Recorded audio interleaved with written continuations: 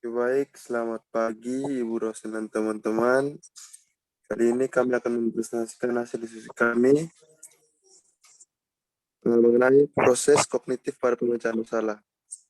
Namun sebelumnya, saya akan memperkenalkan nama teman saya. Yang pertama ada Rani Ade, yang kedua ada Emmanuel Nusli, yang ketiga Hendra Batu, yang keempat Juliet Lomi, yang kelima ada Narli Widya Putri, yang keenam ada saya sendiri, dan yang ketujuh ada Lucia Tangbi. Oke, kepada pemateri pertama saya persilakan.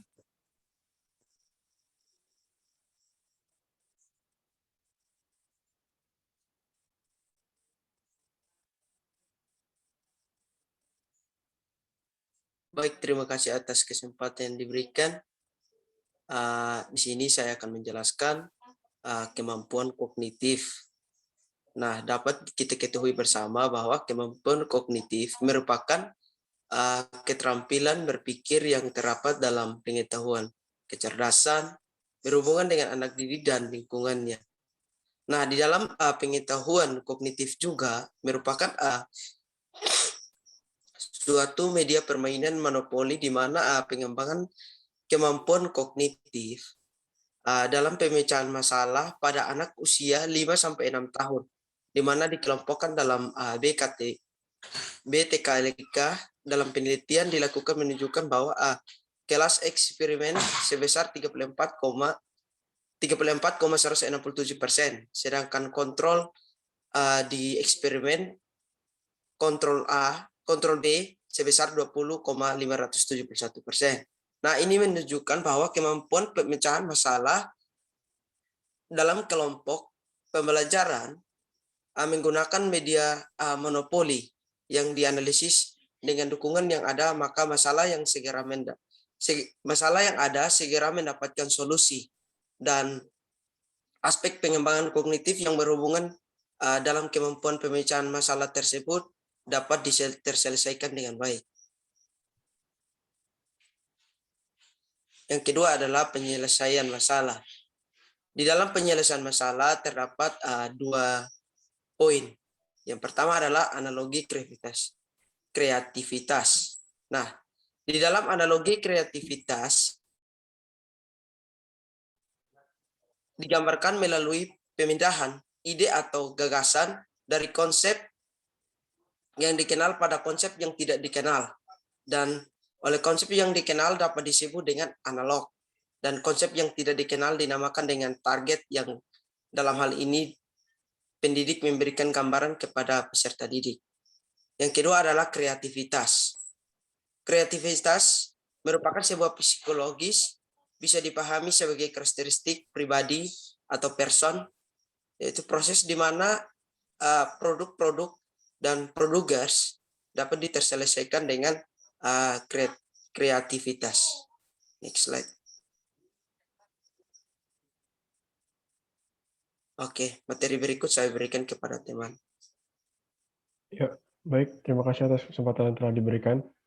Saya akan memberikan satu contoh studi kasus tentang pemecahan masalah.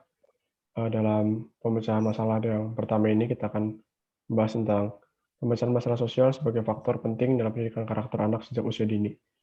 Seperti diketahui, karakter anak-anak tidak berkembang dengan sendirinya, namun membutuhkan arahan dan bimbingan dengan sadar. Ini membuktikan bahwa karakter seseorang itu harus dibentuk secara perlahan dan tidak bisa berkembang secara tiba-tiba atau mendadak. Lalu aktivitas pendidikan dan pengasuhan dilakukan oleh orang tua, pendidik, serta masyarakat diprediksikan akan membentuk generasi berkarakter. Yang karakter dalam hal ini definisikan sebagai hal yang menunjukkan kualitas moral yang menuntun individu untuk berperilaku positif dan bukan negatif.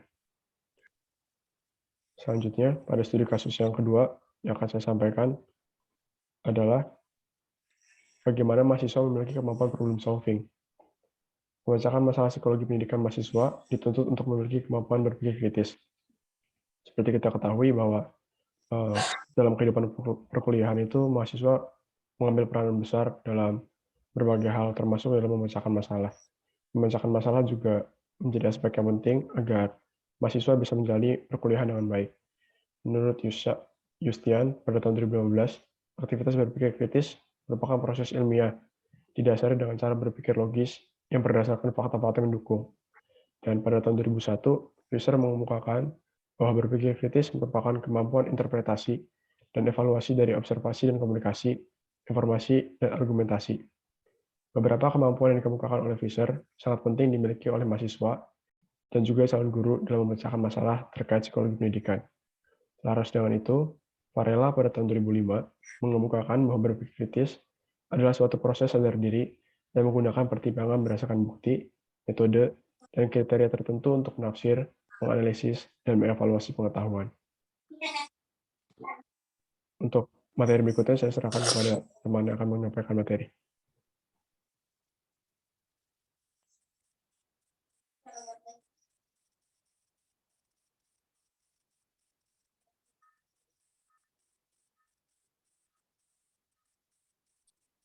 Di sini saya akan meneruskan algoritma pemecahan masalah dan heuristik. Algoritma pemecahan masalah dan heuristik merupakan metode dalam memecahkan masalah. Pada dasarnya tata cara, prosedur, atau strategi yang dapat digunakan untuk memecahkan masalah ada dua macam, yaitu algoritma dan heuristik. Algoritma adalah salah satu perangkat atau aturan atau tata cara yang dapat menjamin pemecahan suatu masalah, dan heuristik ialah suatu perangkat yang menggunakan hukum kedekatan sehingga tidak menjamin perolehan pemecahan masalah meskipun kemungkinan besar dapat berhasil. Untuk materi selanjutnya saya persilakan.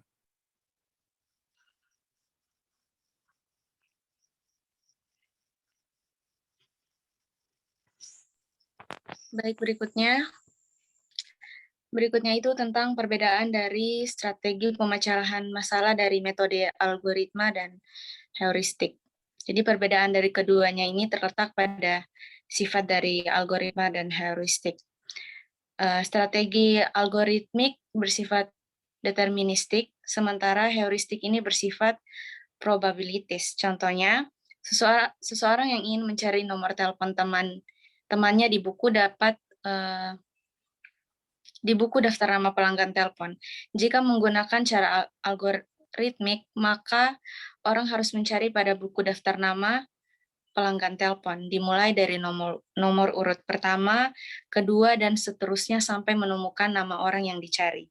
Baru kemudian mencatat nomor telepon yang dimaksud. Sebaliknya, jika digunakan cara heuristik, maka orang dapat langsung mencari nama yang dimaksud hanya dalam wilayah tertentu saja, misalnya wilayah Surabaya Utara atau Jakarta Pusat. Hal ini juga tidak dimulai dari daftar paling awal, tetapi dapat langsung memikirkan pada daftar nama yang memiliki huruf depan sama. Jika sudah ditemukan nama orang yang dicari, baru kemudian dilanjutkan dengan mencatat nomor telepon.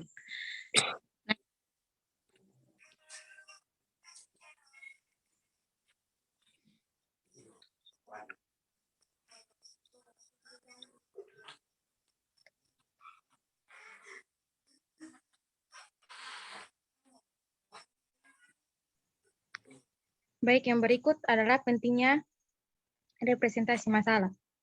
Representasi adalah model atau bentuk pengganti dari suatu situasi yang digunakan untuk menemukan solusi. Sebagai contoh, suatu masalah dapat direpresentasikan dengan objek, gambar, kata-kata, atau simbol matematika. Dalam NCTM 2000, Muhammad Sabirin menyatakan bahwa representasi merupakan cara yang digunakan seseorang untuk mengkomunikasikan jawaban atau gagasan matematik yang bersangkutan.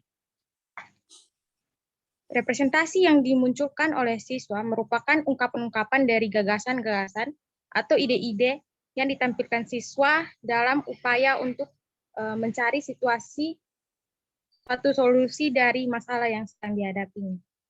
Jadi pentingnya representasi adalah untuk mencari suatu solusi dari masalah yang sedang dihadapi pada saat itu. Berikut.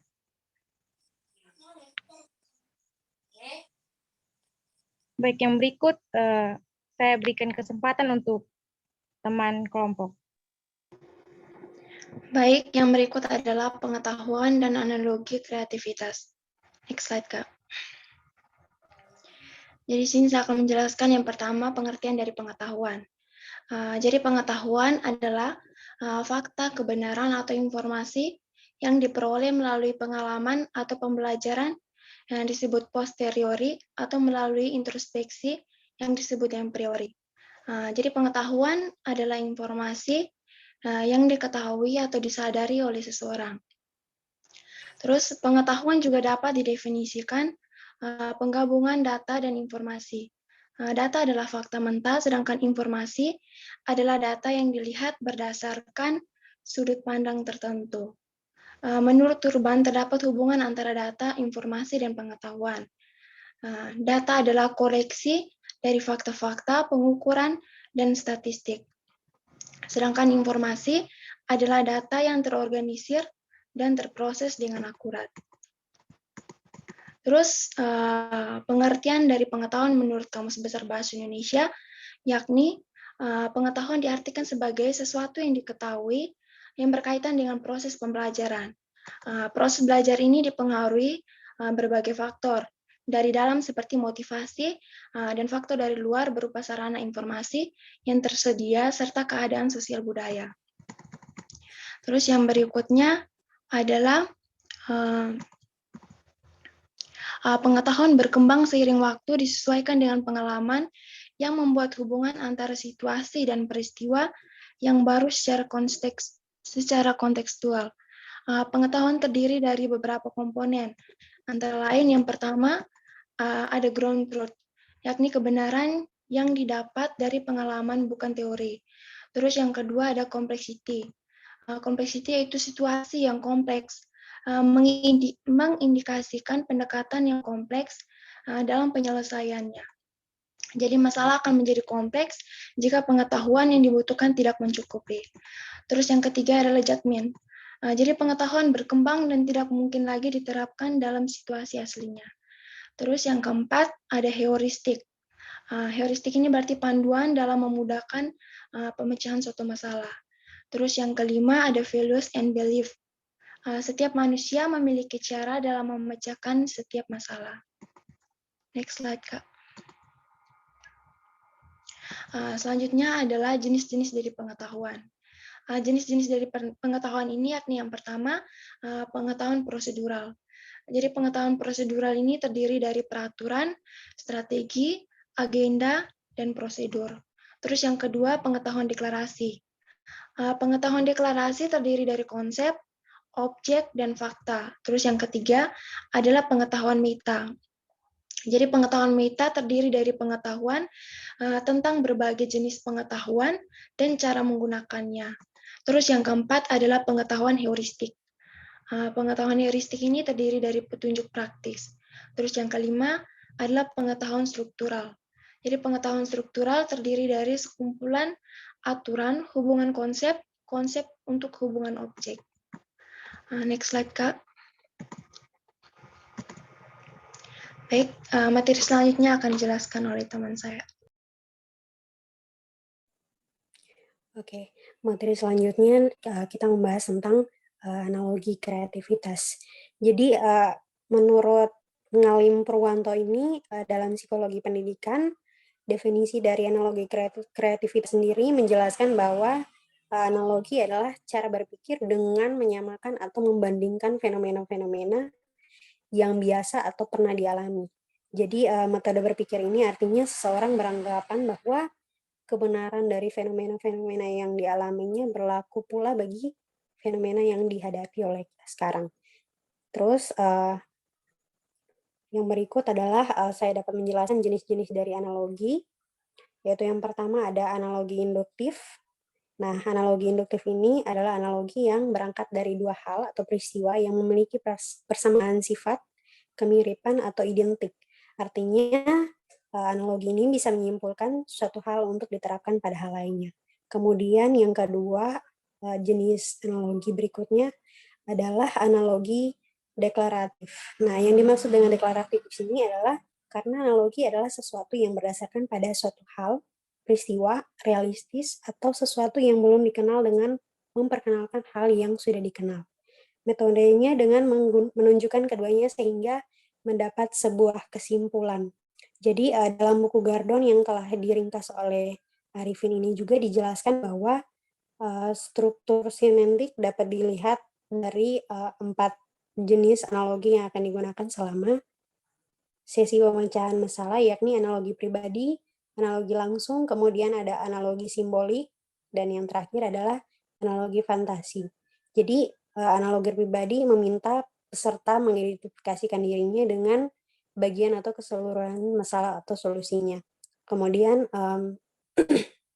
analogi langsung mencoba menyelesaikan masalah dengan mencari analogi langsung dari tempat lain, kemudian teknologi lain, dan sebagainya. Jadi analogi simbolik juga hampir sama dengan analogi personal, tetapi dilakukan bukan dengan peserta, melainkan dengan objek lain. Kemudian ada analogi fantasi. Nah, analogi ini memungkinkan peserta berkhayal sejauh-jauhnya untuk menyelesaikan masalah. Kemudian ada personal analogi. Di sini saya memberi contoh, misalkan saya membayangkan menjadi seorang penyelamat pantai.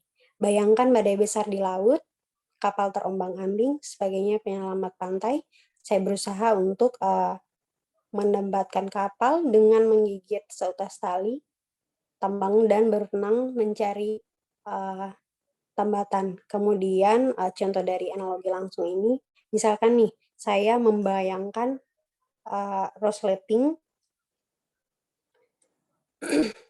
Saya mengulangi analogi langsung ini, misal contohnya saya membayangkan resleting yang mirip dengan seekor serangga mekanik. Kemudian saya menggunakan seekor laba-laba, dia bisa meminta selai benang dan menjahit kedua sisi agar tertutup. Demikian pemaparan materi kami, saya kembalikan kepada moderator. Terima kasih. Oke, baik. Sekian dari kami. Terima kasih.